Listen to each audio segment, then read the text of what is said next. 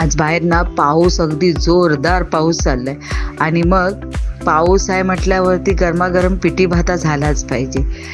घरात दळलेली पिठी आहे घरगुती आपली, मग ती घेतली चांगली पिठात पाणी टाकून ढवळून घेतलं.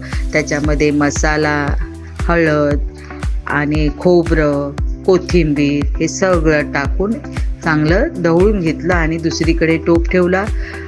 आपलं तेल तापत ठेवलं. तेल तापेपर्यंत त्याच्यात मग टाकला आपलं लसूण ठेचलेली, कांदा, हिरव्या मिरच्या उभ्या चिरलेल्या, हे सगळं त्या तेलात परतून घेतलं आणि मग हे सगळं तयार केलेलं पीठ होतं की नाही ते त्याच्यात टाकून पिठीला उकळी यायला दिली.